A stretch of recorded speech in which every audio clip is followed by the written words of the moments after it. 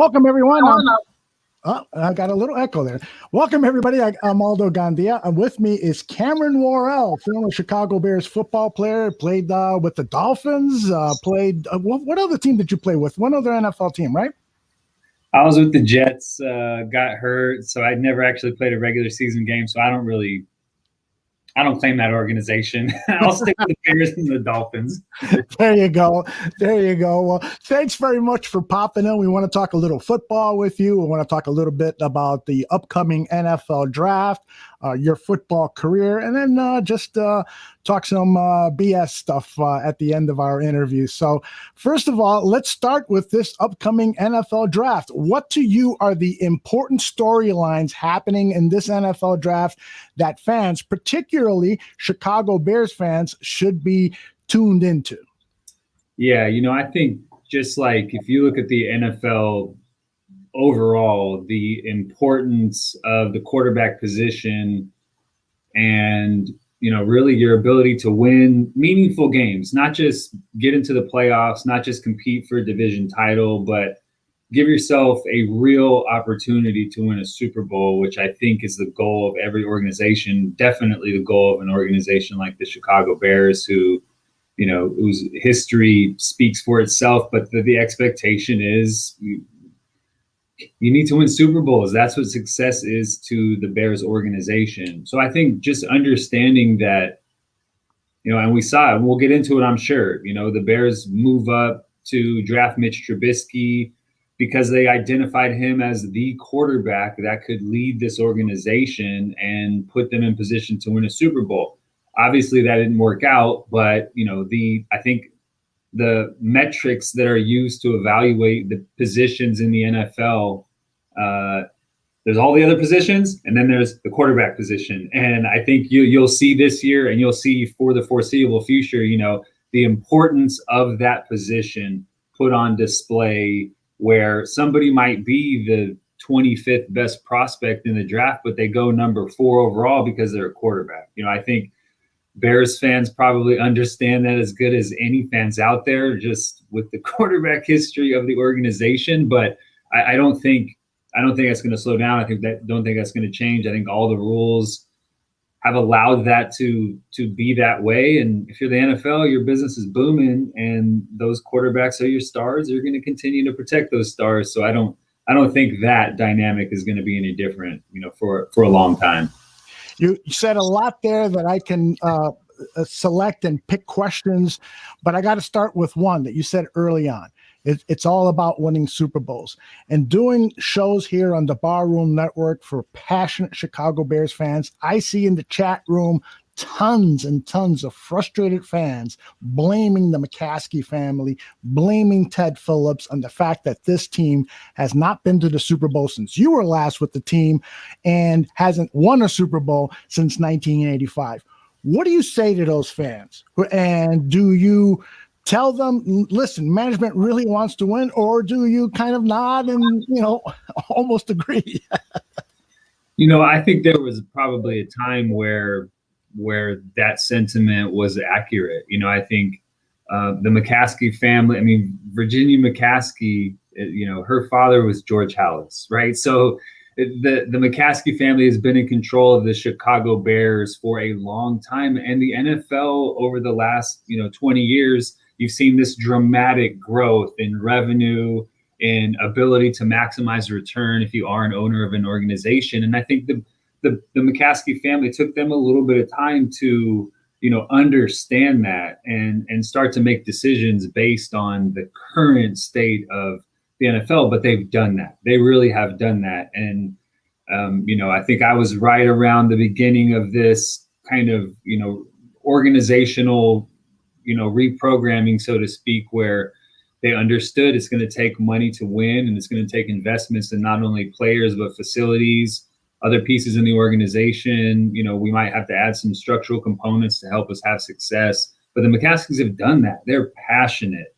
They are passionate. I can tell you firsthand, Virginia McCaskey is passionate about the Chicago Bears winning football games, about the Chicago Bears. Number 1 probably on her list is winning her dad's trophy, the George Halas Trophy, which is the NFC Championship. But one and 1A is winning that Super Bowl title because of the history of the organization her father built. So the McCaskey family, they want to win. I understand the frustration of Bears fans, especially historically, and looking at that, but that mindset has changed, and that all they want to do. And I think that's probably why Ryan Pace, Matt Nagy are still employed by the Chicago Bears, because they really feel like if they put some pieces in place that this organization and how it's structured can have success. Now, whether we agree on that or disagree on that, that's a kind of a separate conversation we can get into, but they definitely want to win. They definitely are trying everything in their power to win, even though sometimes, and I get it, it doesn't seem like it to Bears fans. I'm so glad to hear you say that, because I totally agree. I mean, I've been following this team since 1968. That's how old I am. And I have a great passion for this team. And yeah, there have been some times where I've doubted, their dedication to winning Super Bowls. But it's indisputable in my mind that they desperately want to win, and they desperately want to win for Virginia. Now, like you said, we can debate, whether they've made the right calls, right trades, player selection, coach selection, so forth. We can debate that.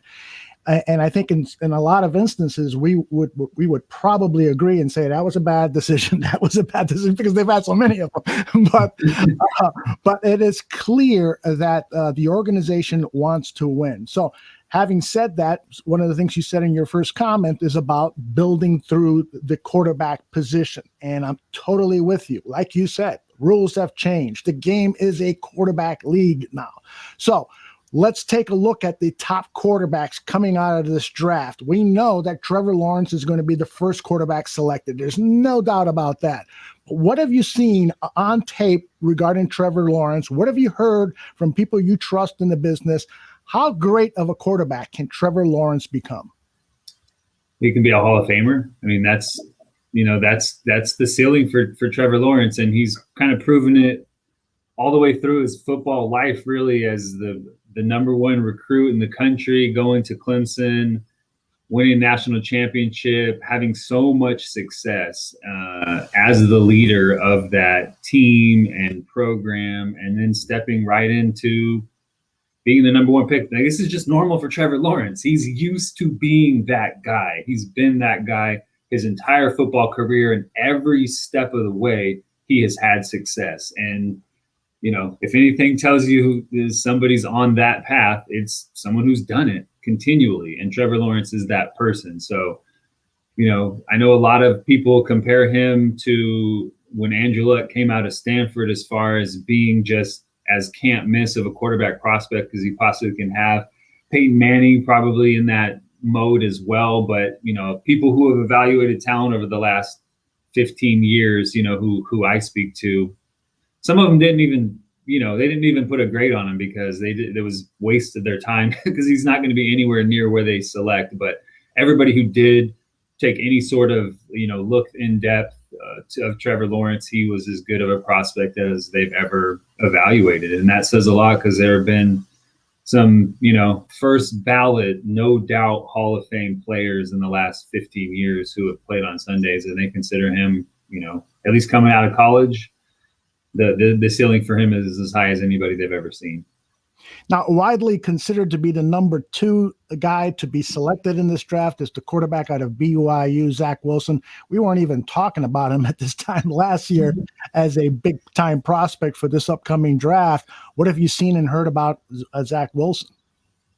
Yeah, just the skill set is really, really complete, as far as, what you're really looking for in a quarterback in today's NFL.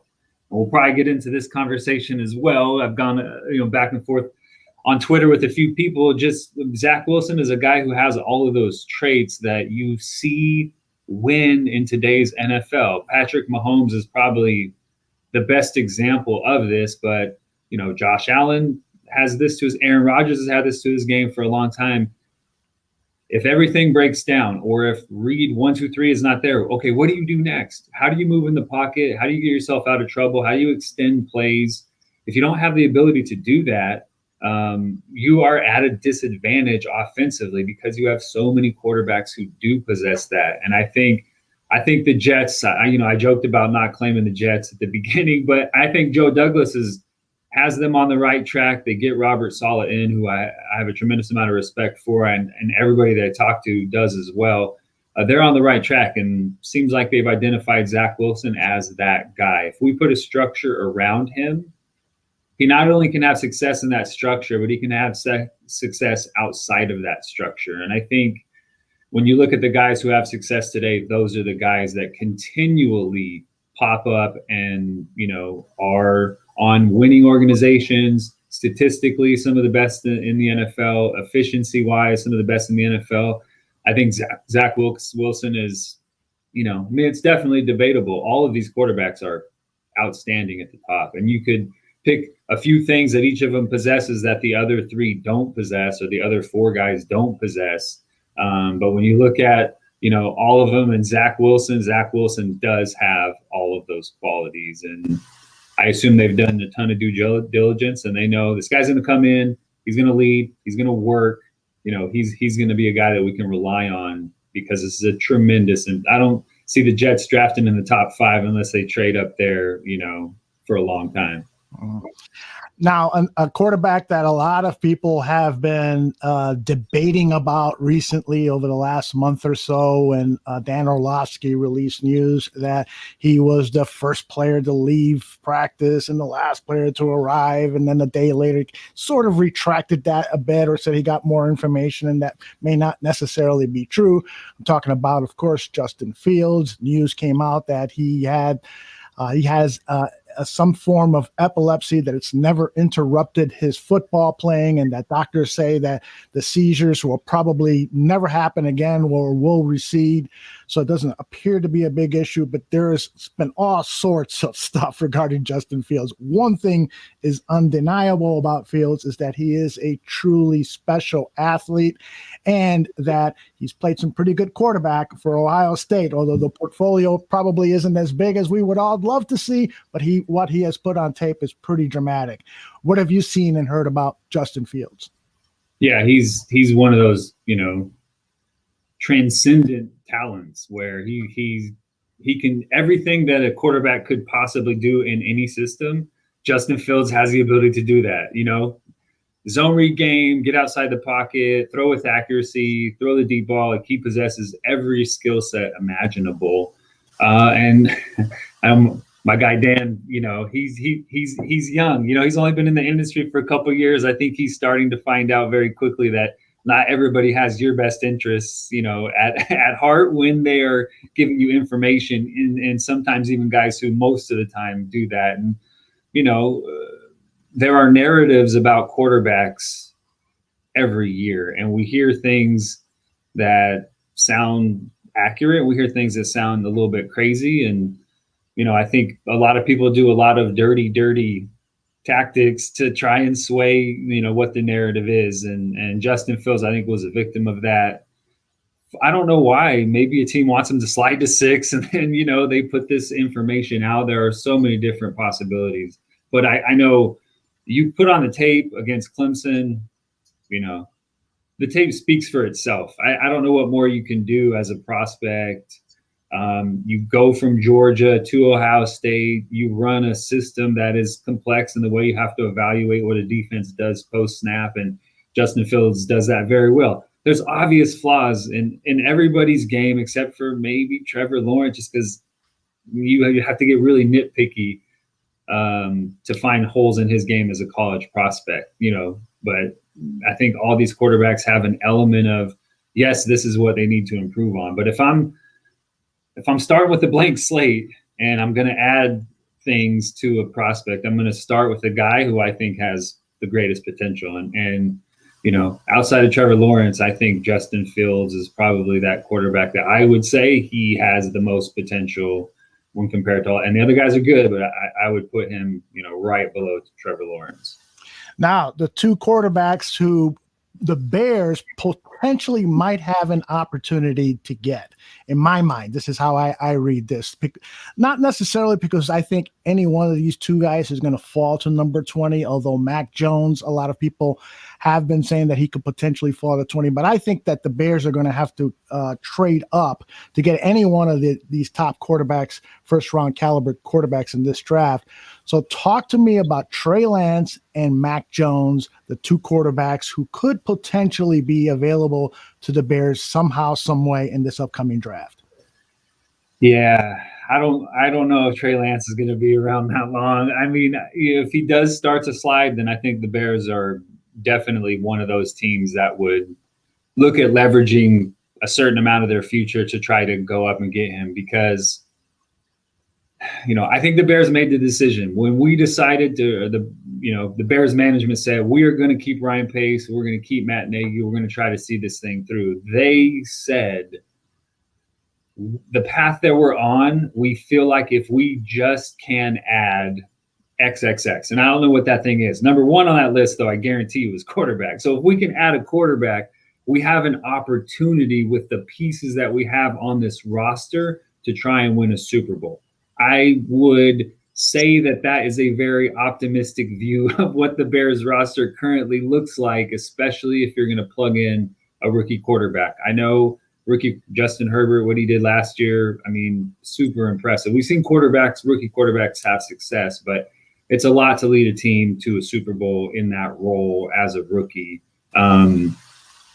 But Mac Jones, he's a guy who I think is he can step into an offensive meeting room right now and he can speak all the lingo and he can understand the concepts, because what Steve Sarkisian did last year was masterful, especially at the college game. I mean, the concepts they ran were so complex, and I think Mac Jones has such an understanding of where to identify coverages, how to put your offense in the best possible situation based on what he sees defensively. And then he goes out and executes that. And he executes that really, really well. You probably would say Mac Jones' floor is maybe, a little bit higher than some of these, prospects that could potentially be first ballot Hall of Fame type guys.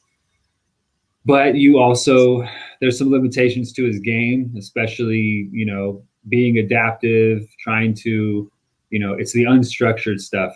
I don't know how well he can do that. Even Matt Stafford, who's not a tremendous athlete, the unstructured stuff that Matt Stafford can do is really, really elite. And I don't think Mac Jones possesses those skill sets. I don't think Jimmy Garoppolo possesses them, which is why you see him struggle at times when he needs to be the guy. And I kind of see Mac Jones in that same fashion. He could potentially turn himself into Tom Brady, where his ability to process is second to none. He is really accurate. He can make all the throws, so he could have success. And maybe it's just my personal opinion. If I can take a guy with this skill set, or I can take a guy with this skill set, if I feel like I can put a structure around them to have success, I'm going to take the guy with the bigger skill set. But Bears get Mac Jones, he fills a big time hole on that roster right now. And I would say, yeah, they're probably more competitive in the NFC North with him playing quarterback than Andy Dalton playing quarterback. Now, out of the day two quarterbacks, and we got guys like Davis Mills, Kellen Mond, etc. Any of those quarterbacks have caught your attention, and you said to yourself or shared with others, this guy could be a really good developmental draft pick for the Chicago Bears? No, I mean, Kellen Mond probably is the most intriguing, just because of the things that we spoke about earlier. Those unstructured abilities. I think there's such a premium on those as a quarterback, but it's tough, man. It's tough to win with those type of quarterbacks. Maybe you can develop them and put them in the right position, but if you look all around the NFL, Tom Brady is such a unicorn type of exception, where he had so much success as a 6th-round pick. It's hard. Russell Wilson was a 3rd rounder, but if Russell Wilson is 6'2", he's a top 10 pick. People just were a little bit afraid of where he was. Now you don't really think about that. If you can get outside the pocket, Murray's 5'9", and he was the number 1 overall pick. So, it's tough to try and evaluate those guys, especially for me as like, if you don't have skill set as a quarterback that is different, it's hard for me to evaluate those guys. I never played that position, and I don't understand what it takes to every snap execute that. I would look for those guys who, hey, the skill set's there, right? If we compare their skill set to some of the top guys, they have that. Now, can we whittle everything else in what they do down to make them a complete guy? And it's just really hard to do in the NFL. Let's get to some of the questions in the chat room. Ben says many mock drafts have the Bears picking a wide receiver in the first round. In fact, I saw a couple of mock drafts on the NFL Network today, and both of them had a wide receiver going in the first. Ben says, am I wrong in thinking an offensive tackle is the next need after a quarterback? Give Dalton more time. He can make more plays. Do you agree with Ben? Yeah, for sure. I know offensive line is a need. Offensive tackle is a need for sure. I think when you see mock drafts like that, especially if the Bears stick around, number 20, I think just the value of the receivers available probably exceeds the value of the tackles available. I think there are two really, really, Sewell from Oregon and the other guy's name escapes me. Rashawn Slater from Northwestern, who I think probably the best tackle. Like those guys are going to be gone by 20.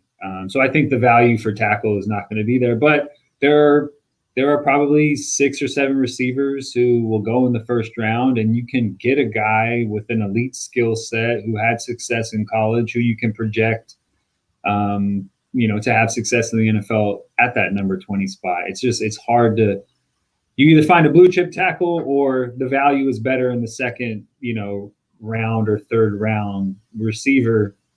There are so many polished receivers now who can step onto an NFL field and pick things up from day one, especially right in the middle of that first round. I think that's probably why you see so many mock drafts moving in that direction. Ravi says that he remembers you cracking dudes in the defensive backfield. And he also asks, can you, he says you were a part of some great defenses. What was so special about the cover two? And I think this is a great question because its popularity seems to be rising again. There seems to be a lot of defenses now that are moving to the cover two. Tell us what you thought was so special about the cover two, and what do you think the present fortunes, for so to speak, of the cover two are? Man, we could probably do a whole show on the cover two, honestly. That'd be cool. Yeah, just because the detail to which we operated every week as a defense was so great. And I think it started with when Lovey got to Chicago, he and Jerry Angelo worked seamlessly together. Lovey identified exactly the traits he needed to run a cover two system, and Jerry and his department went out and found that talent, and it starts with 4 guys up front who are going to be disruptors in the backfield. And, this system was different than most systems you play in because, this was like a defensive lineman. They had 1 gap, go, disrupt, get in the backfield. Tommy Harris, the perfect 1 gap, 3 technique, built just like Warren Sapp, just as explosive as Warren Sapp. If he's healthy and if he stays healthy that whole year in 2006, there's no doubt that we are Super Bowl champs. I'm telling you right now, there's absolutely no doubt. And then you put all the other pieces around that front 4. Brian Urlacher literally changed what is possible for a middle linebacker, in a zone coverage system. His ability to run down the middle of the field, second to none in NFL history. And that's why, Leighton Vander Esch down in Dallas, he's a first-round pick because he looks like Brian Urlacher. Plays like him, same range. But you have Brian Urlacher running down the middle of the field. You take away some of the hash stuff that, hits cover twos. And then you have Lance Briggs as your will, who is responsible for, check downs. I mean, Lance Briggs was the best open field tackler in the NFL for 7 or 8 years in a row. Some of the tackles he made against LaDainian Tomlinson, Willie Parker, every running back in the NFL, he was one-on-one with 15 yards of space for them to operate, and he was able to make those tackles. So, you have that second level, and then you plug Nate Vasher and Charles Tillman in at the corner spots, two physical corners who can run, who can play the deep thirds. And I think Mike Brown, everybody knows Mike Brown, one of the smartest players I ever played with, and Chris Harris or Danielle Manning, whoever you want.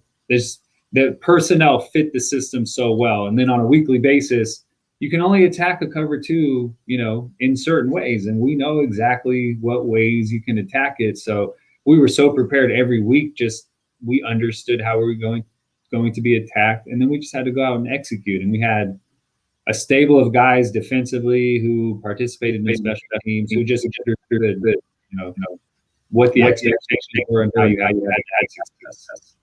I've got another question about the teams from that era, but I want to get to this one first from Eric. A lot of people are saying this is a great question, so I want to make sure you field it.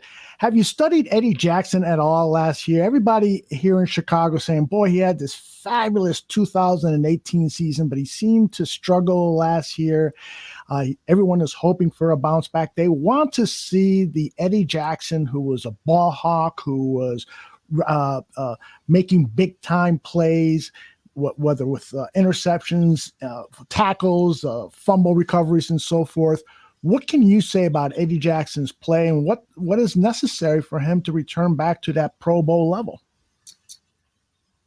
Last year was kind of an odd year because guys didn't really have a preparation period. There were no OTAs, there were no mini camps. Training camp was very altered, and guys had to operate in that kind of all year long, in that bubble-ish situation. And I honestly think it was a lot for everybody to handle, to try to still go out on a weekly basis and perform to the level that you expected them to. It started to look better towards the middle and end of the season, but Eddie Jackson throughout his career at Alabama, with Chicago, I think he's proven to be a disruptor, a guy who creates takeaways.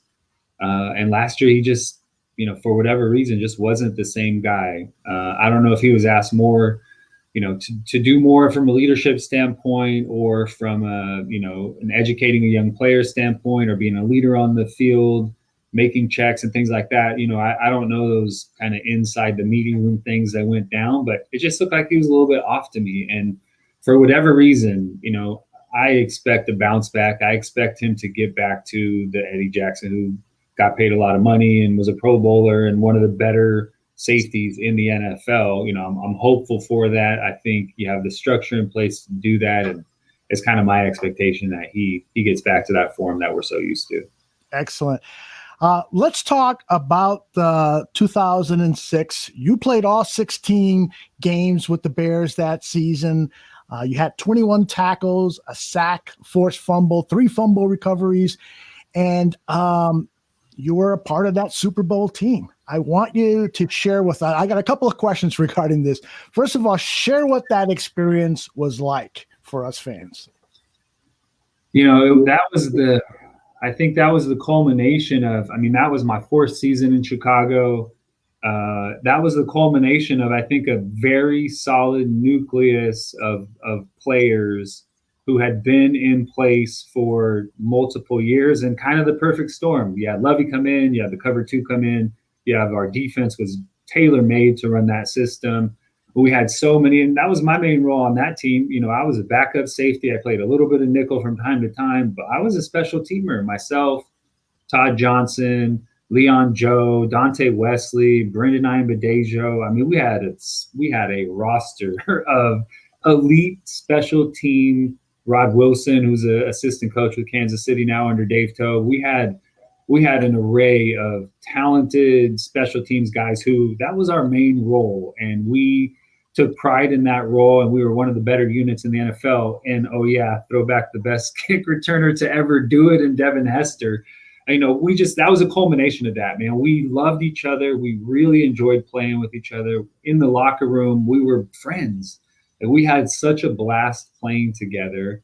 And when Brian Urlacher is the leader of your unit, and he's fun to be around. He's a genuine person. He's giving. We would go to his house and we play paintball, we play poker, but it was all, he would never let anybody do anything. He was always the host and he was gracious. When that guy's the example for everybody to follow, it's easy to have a team and a unit of guys like that. And that's what we were, man. We were really just friends. We enjoyed each other so much. And then we just go out and handle business, you know. Hey, it's us against them. We're better than them. Let's go handle our business. And that was our mindset. So it was a blast, man. It was so fun to share it with so many guys that, you know, the end of Dick Duran's tenure, to Lovey's tenure, you know, a lot of us were there through that. And for us to build something so special was fun.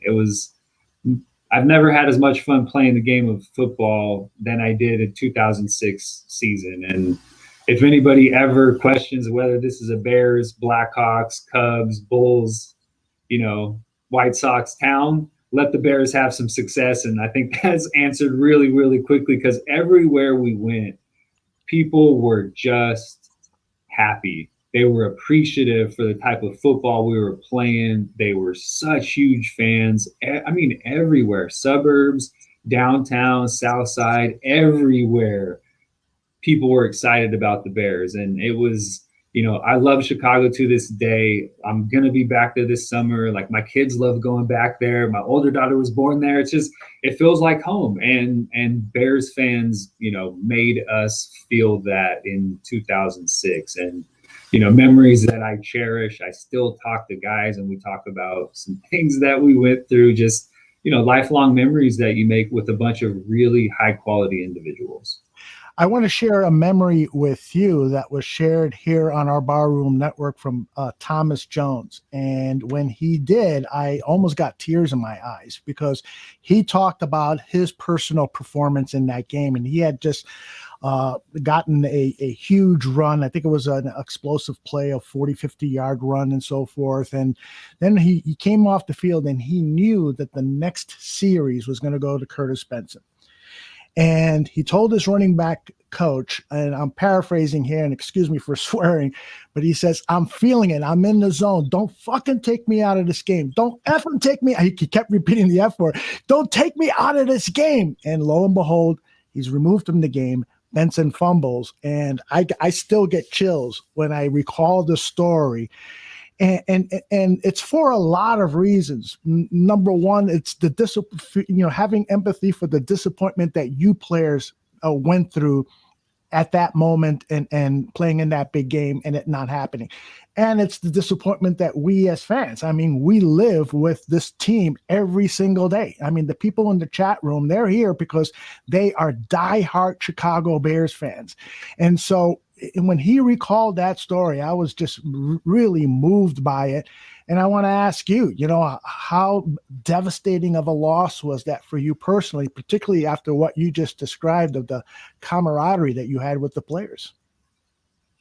Yeah, man, I haven't heard that from Thomas, man. He's, I mean, one of the hardest working dudes I was ever around in any aspect of my life, especially in the NFL. The dude outworked everybody. Yeah, he was a first-round pick, but he outworked everybody. We'd be full pads, 2-a-day practices, and after that first practice, Thomas Jones would be in the weight room working out. And I was like, this guy is an absolute monster. I mean, and you look at him, and that's what he looks like, right? He's sculpted like a dude who does that nonstop. And he was a big emotional leader on that team. I mean, he drove us to be better, and to hear him, man, to hear him voice it. I know him. I know exactly what he's not an I guy. Thomas Jones is not a look at me person. I want the team to win. I'm going to do the best job I can do because I want the team to win. And if he's telling you that I'm feeling it, don't take me out, it's because you keep me in this game and we're going to be world champions. That's what he's telling you. So, you know, I know that they ran things the way they ran things on that side of the ball. And I agree with him, man. It's, man, if he would have had more care, we would, you know, we busted a coverage and we had a pick six, and that really was the difference in the game. Our game plan was executed just about to perfection, man. Just about to perfection. We gave up one red zone touchdown. That was our goal. Let them move it with between the 20s. We make them kick field goals. We give up 14 points that we just can't give up to win that game, and that was the difference. And a couple of mistakes, and Peyton Manning was good enough. Dominic Rose was. We didn't care how many yards Dominic Rose ran the ball for. Reggie's not beating us, and Marvin Harrison's not beating us. And we did bust the one coverage that Reggie Wayne took advantage of, but they didn't beat us. They were not going to beat us. And if we had just not made those mistakes, then at least it's a close game, and maybe we make a play down the stretch, maybe they make a play down the stretch, but it doesn't turn into, I think, a 12-point loss, which is what it was.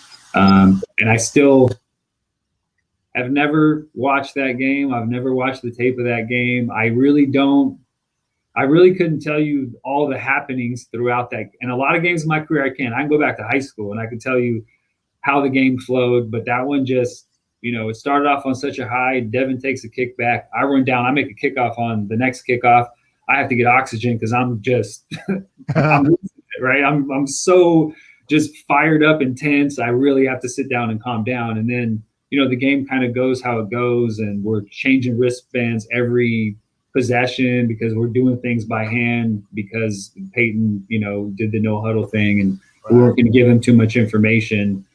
I remember things like that. I remember the week leading up to it. I haven't watched him, and it's still, maybe I need to talk to a therapist to deal with it because I can't, it's 15 years now or 14 years from the date, but it was a culmination of the professional lives of a lot of people and a lot of hard work and sacrifice and tears and blood and, happy moments too, but there a ton of sacrifice. It takes so much to get to that point in your career with a group, especially that was as tight-knit as we are. We all still feel that pain. And I rarely have conversations with teammates from that team where in some way, shape, or form, we don't reference, make a joke, talk about some aspect of losing that game. It's just, we were so good. We were the best team in the NFL that year. And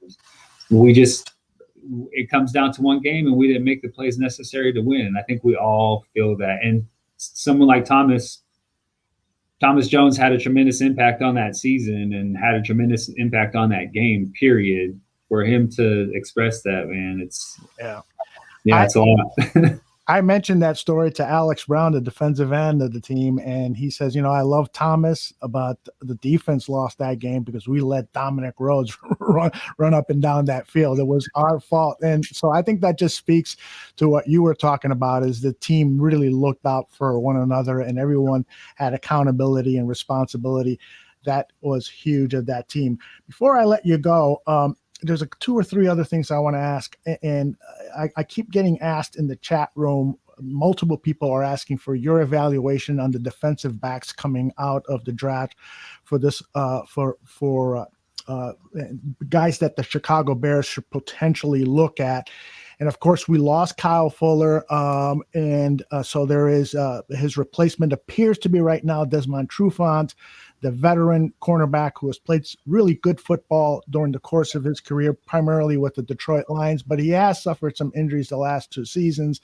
And then you got Jalen Johnson, who's going into his second year in the NFL, but he has coming off an injury and had an injury in college, a bad shoulder. So there's some concern now that your 2 starting cornerbacks are coming off of injuries. So what can you tell us of what you've seen or heard regarding cornerbacks in this upcoming draft? Anyone that you particularly think could be suitable for the Chicago Bears? Yeah, I love Jalen Johnson, by the way. He's a Fresno dude, went to Central High School. I know he went to Utah, but, he's a Central Valley guy. Central Valley, California is home. So I grew up here, went to Fresno State, and it's where I decided to kind of plant my roots. So, guys from the Central Valley just have a little chip all the time. They play physical all the time. And, hopefully he can stay healthy, because I think the sky's the limit for him. Reminds me a lot of Peanut Tillman and how physical he is, how competitive he is, and kind of the size he brings to that position.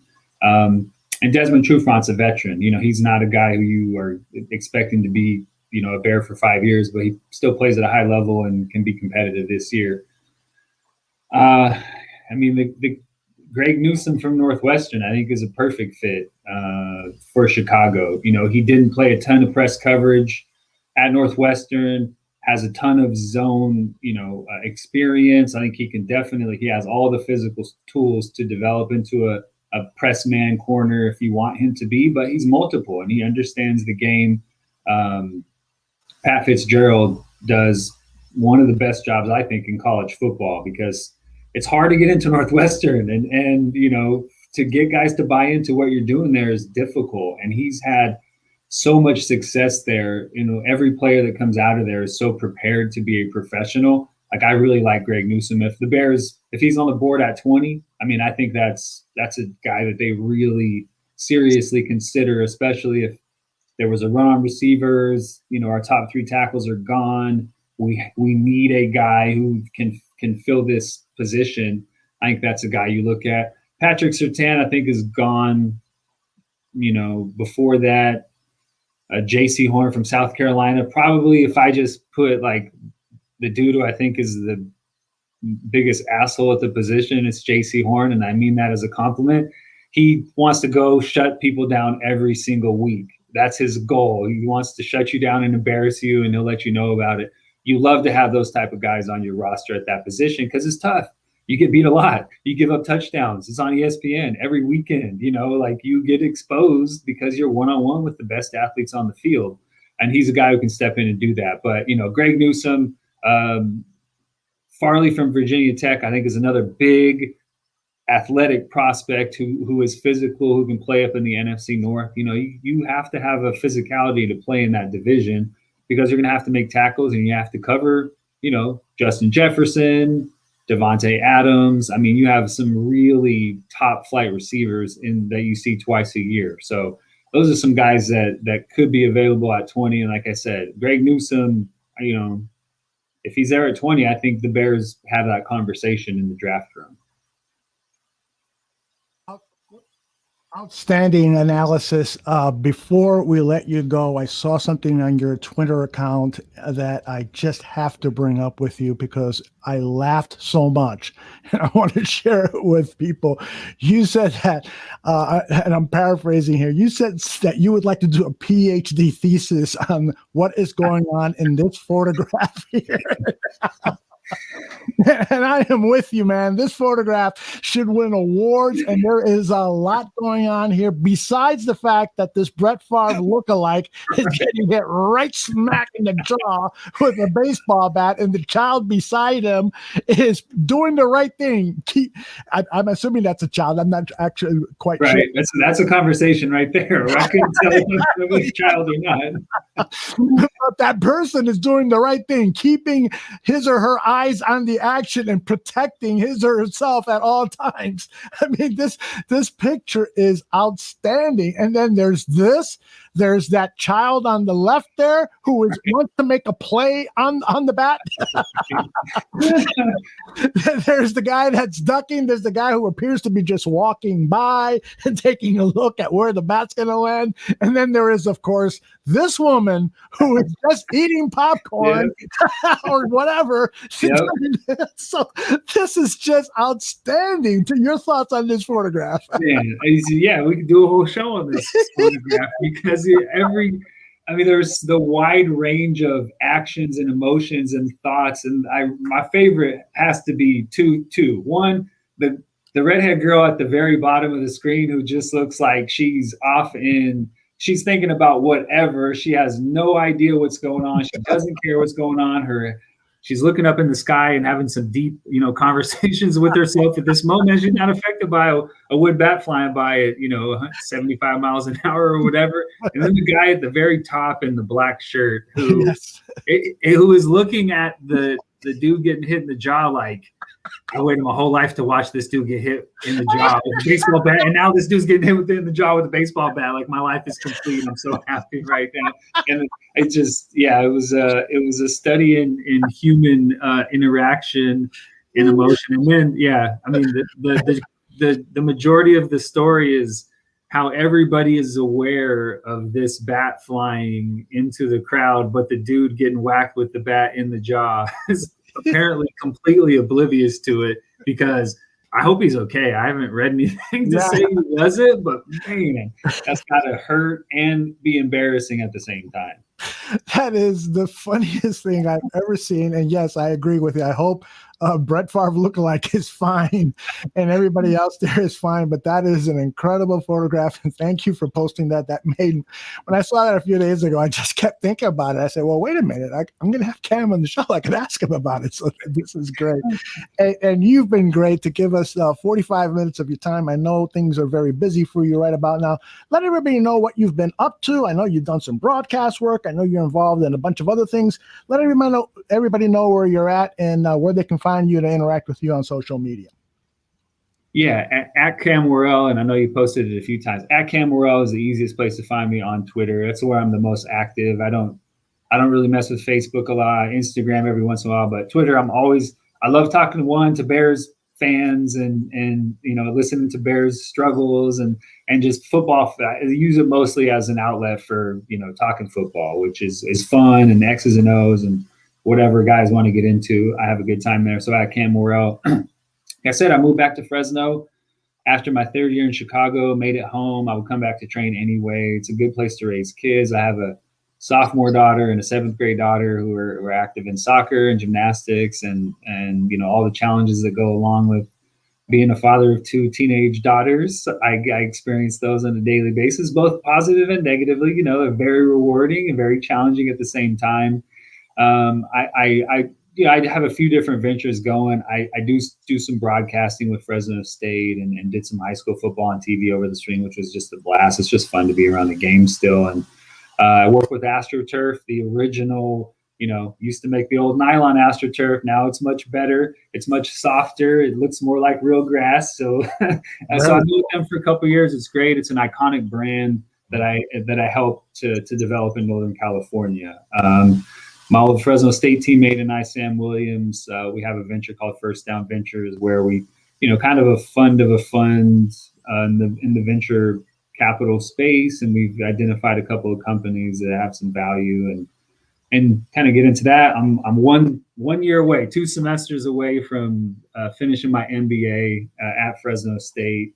Went back and got my sociology degree and just kind of kept it going. So,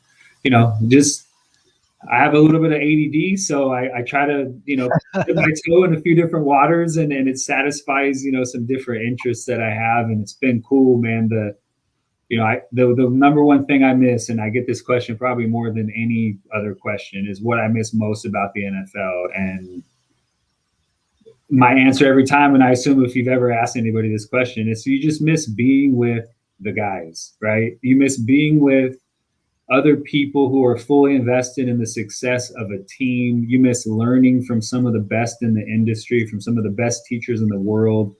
And you're just, it takes so much to be an NFL player, or to be in the NFL period, as a coach, as, someone in management. You have to be the very best at what you do.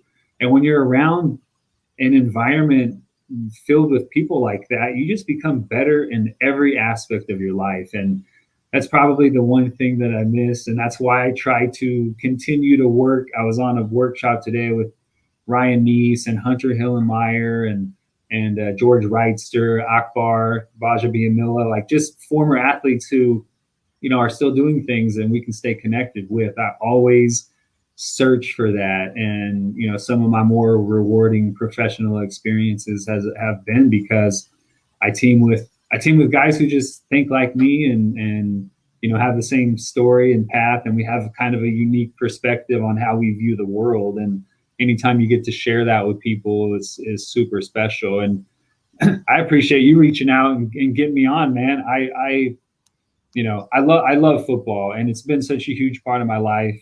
And like I said, my Facebook profile says Chicago is my hometown because, I went there as a 23-year-old individual who had never really spent any time outside of the state of California. And I grew up. I grew up as an individual. I had my first daughter, married my wife. I became an adult and I was embraced by the city. I'm just a special teams guy who works hard and tries to do the right things and tries to help a team win. And people would stop me on the street and tell me how much they appreciated watching me play. And I was like, what are you talking about? I'm 20 snaps a game, 25 snaps a game at most. But Bears fans just appreciate guys who work hard and do the right thing and play hard for their city. And I felt like I was playing for every single person in the city of Chicago, every single Bears fan, every single week. And believe me, when it wasn't going well, they told you that too. but there's no greater love I've ever felt as an athlete than in the city of Chicago when the Bears are having success. It was a magical, magical time in my life. And, that's why I love talking Bears football any chance I get. It just, those memories are so great. And I owe so much to the city and the fan base. Man, reach out to me. If you're a Bears fan, find me on Twitter, reach out to me. I'll follow you back. I'll have conversations. I love talking Bears football. So appreciate you bringing me on. This is an absolute blast. Well, trust me, I'm going to bother you again in the future. So you got it. Back on. We've got a lot of football nerds working here at the Barroom Network who would love to talk cover 2 defense with you and talk about the games in the upcoming season. So I'll definitely do that. And I also, every time I interview a player, I like to express my appreciation for what you guys do as professional football players, the sacrifice that you put through, the mental and physical sacrifices that you put through, obviously because you love the game and it in most cases pays fairly well, but also for our entertainment. And anytime I see guys make money at this game, I don't begrudge that at all. I wish it was shared more with all of the players, because just what you guys do out there is just extraordinary. I've had the opportunity to see professional football players hitting each other in practice up close, and it's just amazing what you guys put your bodies through. And I will never, ever, ever begrudge any player because what you guys do is just tremendous. So thank you very much, Cam Worrell. For those of you listening on audio podcast, you can find Cameron Worrell on Twitter. It's at CamWorrell. And I'll be bugging him again, so he won't be a stranger to the Barroom Network. Cam, thank you very much again for being here. Of course, man. Appreciate it. Appreciate the words too, man. It's nice to talk to people who just, who understand there's sacrifice, not just our sacrifice, but our family's sacrifice. And, we put it all on the line. And when it's appreciated, we can definitely appreciate that. So there you go. Thanks for those words. You got it, man. We'll reach out to you soon. Thanks a lot. And I'll let everybody else know that we've got more to come up. I've got a couple of announcements of things. And those of you in the chat room, if you want to chat a little bit about football, I've got a few minutes. So let's go to this commercial break, and I'll be right back.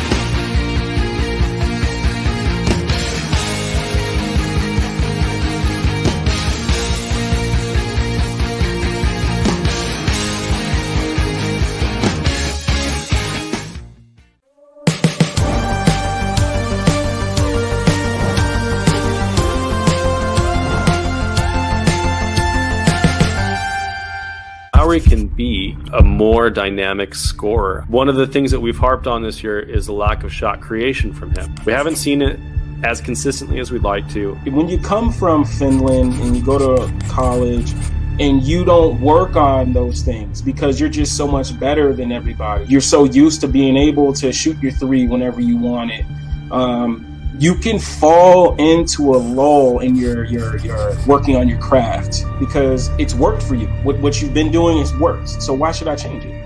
And there's only so many guys like that come into the league that are like, man, I'm not good enough. I'm not good enough yet. I need to work on this. I need to work on that. And there are guys that will come in the league and be like, you know what? I got here doing what I do. Why am I going to change it? Sometimes guys got to be punched in the mouth with some real criticism is not hate, and praise is not fandom. When I'm criticizing Lauer, it's because I think he's better.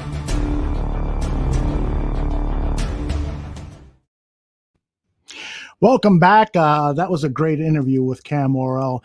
You know, I love talking to these professional football players, and there's some that I enjoy talking to even more, and Cam goes up on that list of special guests. It's just, you know, his story would be like so many of us other guys who just love the game of football. We know we're not going to be superstars at this game of football, but we play it with passion, just like we are as fans. You know, we play it with passion, and he stuck around a long time in the NFL because he worked really hard at it. And those are the kinds of stories that I love to share. And he knows football well. His analysis of those top quarterbacks and defensive backs coming out, I could have talked to him for another couple of hours. It was a lot of fun. I also want to let people know that this week is a very special week here at the Barroom Network. We've got coverage up and down, left and right. And tonight, after South Burbs Hitmen, our hit White Sox program, Danny Shimon and Neil are going to talk about safeties. If you've been following Draft on Tap this season, you know that every show they've taken a position group. It started with edge rushers. And then went to quarterbacks. It then went to running backs and so forth. Every show they have taken one position group and detailed some of the top players and some of the underdog prospects that they think, you know, are guys we should be paying attention to. And some of those guys won't fall to the Bears, and even if they did, you know, the Bears would not choose them because of need. But just evaluation on players that you really should know, but always also with the thing in mind of how they would fit with the Chicago Bears. So tonight at around 9:15, right after South Burbs Hitman, the guys will talk about safeties. It will be their last positional report, and then on Tuesday, they reveal the big board. The big board where the top 100, 150 players are going to be on that board, and we'll talk about those guys. And there's also going to be some debate involved. Neil and Danny do not agree on all of these players and where they should be slotted. So you're going to hear those arguments right here on the Barroom Network. That's Tuesday night beginning at 8 p.m. Central. It's going to be a fascinating show. It's going to be a glimpse as to what has happened in NFL draft rooms throughout the country, all 32 cities. There have been scouts and general managers and player personnel, people who have just argued about where they should slot guys in. So this is going to be a fascinating discussion, and I'm going to sit back and listen, and then I am going to make the final decision as to what that draft board looks like, because, again, if you've been following Draft on Tap, you know that the culmination of what we have been doing happens on Wednesday, when we hold our own Chicago Bears mock draft. Danny Shimon, our lead draft analyst at the Barroom Network, and Neil Stopchinski, now finishing his first full season of scouting for the Barroom Network. They are the player personnel guys, and I am playing the general manager. And so I will be making the decision on trades, on player selection, and you have it. They will be giving me the input, but I get to make the choice. And so that's going to be a blast, and I will be listening to what you guys will be talking. If you're going to be with us live, get your input, get your criticism, because I know you're not going to be happy with a lot of my decisions. So that's going to be a real fun show. The culmination of what we do here at Draft on Tap is Wednesday with the mock draft, and that is scheduled to start at 8 p.m. Then on Thursday, we've got first round coverage of the NFL draft. It's going to be anchored by John Buffone. And of course, Neil and Danny will be there to provide their evaluation of all the picks and so forth. I'll be behind the scenes taking care of all the special stuff. So my presence, you guys are going to be sick of me by the end of the week. My presence, hopefully you won't see my face too much on Thursday, but my presence will be there having a blast covering the NFL draft first round, the first time we've ever done it here on the Barroom Network. It should be a ton of fun. Again, John Buffone will anchor that. And then on Friday, we will have after rounds 2 and 3 are done, we will be here live at the Barroom Network to talk about the Chicago Bears selections. And then on Saturday, after the draft, John Buffone returns to anchor a 1-hour review of the entire draft. He's got some very special guests planned for that show. And then on Sunday, after the Barfly Tailgate show, which is also going to be a special show because the Barfly Tailgaters are going to have hosts from all of our shows pop in and talk about the draft, share their thoughts. We've got a lot of guys like Vinny Parisi and Laryl Golden who cover Blackhawks and Bulls respectively, but they love the Chicago Bears and they're going to share their points of view. We're going to have a lot of guests on that show. It's going to be a blast. If you saw last Sunday's show, you will agree with me that their discussions with guests is just fabulous. Those guys do a great job of interviewing multiple guests. And so that will happen Sunday morning. But then after that, the Draft on Tap crew returns and they will then do thorough analysis of every guy that the Chicago Bears have picked in this draft and some of the undrafted free agents as well. In fact, I asked the guys on Saturday we're going to have a 1-hour recap show that John Buffone is anchoring. I asked them not to be on that show, that on Saturday night, they're giving up their Saturday night to look at tape of guys who are the Bears are drafting in day 3, because a lot of times, nobody looked at Tariq Cohen's tape prior to the draft, right? Nobody did. If they say they did, then maybe they're lying. But so they're going to be pouring over tape. And then so on Sunday afternoon, we're going to have a very special Draft on Tap where Danny Shimon and Neil Stopchinski are going to provide their evaluations of the guys the Bears did draft. So that's going to be a ton of fun. How about that for a whole week of draft coverage here on the Barroom Network? I mean, there's so much going on. I probably left some stuff out. Yes, I did, as a matter of fact. Tomorrow, I've got another one-on-one interview. Let me get rid of this graphic because it's bothering me. We've got another one-on-one interview. Are you a Notre Dame fan? Well, you don't have to be. Nick Shipkowski is going to join us, and he and I are going to talk about the Notre Dame prospects who are entering the draft. So whether you're a Notre Dame fan or not, you should listen to this because we know how the Chicago Bears like to select Notre Dame players. And so we'll talk about all of the big-name prospects and some of the lesser-known prospects tomorrow at 10 a.m. here on the Barroom Network. Oof, I'm tired just talking about all this stuff. But I've got one other announcement to make. Today, we have officially changed from the Bears Barroom Network to the Barroom Network. And that's because we've changed our strategy over the last year, where we are now covering all of the major Chicago sports, the Blackhawks, the Bulls, the Cubs and White Sox, the Chicago Sky. We're looking to do more work about the WNBA team here in town. We're looking to cover all of the major sports. We've talked about even doing a show on the Chicago Fire. I want to cover it all because the strategy of the Barroom Network has shifted, where we're now becoming Chicago's sports station, an alternative to the terrestrial radio stations and some of the other podcasts in town. I'm not saying that we're competing with them. Absolutely not. They have their place and they do things better than we will ever do, but we can be an alternative and provide you with lots of great programming. So if you've noticed on our Twitter account, we're no longer at Bears Barroom. We are at Barroom Network. That sign will always stay up on that wall as long as it works. And maybe even after it doesn't work, it's a gift from many of the barflies and people who worked here at the Barroom Network. My tattoo of Bears Barroom, that's never going to change. Trust me, that's not coming off.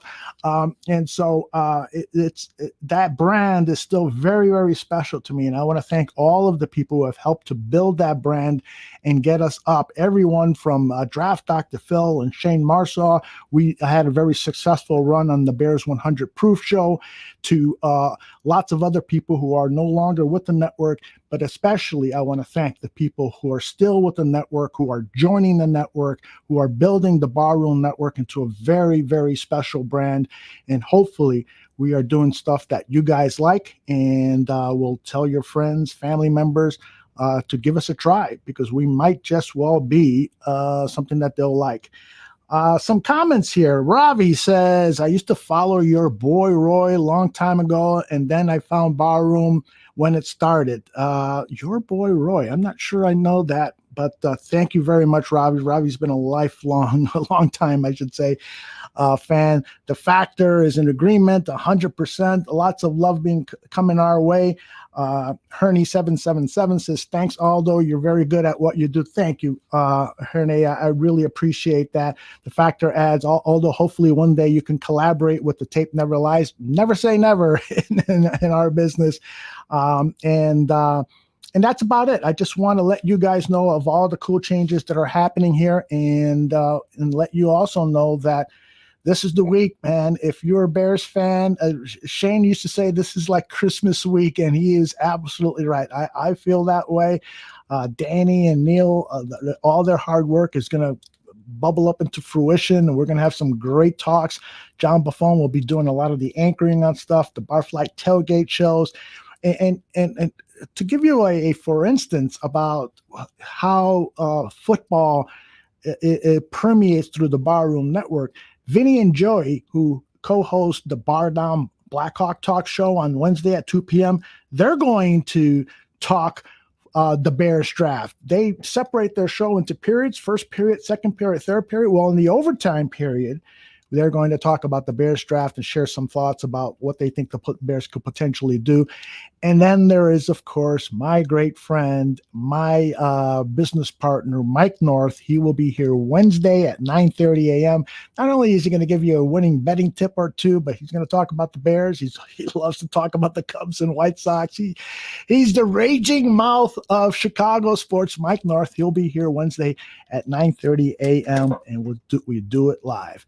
That's it. That's what I got for you. Thank you all for watching this show live. Let people know about us, and we'll be back soon. We'll be back tonight with the South Suburbs Hitman.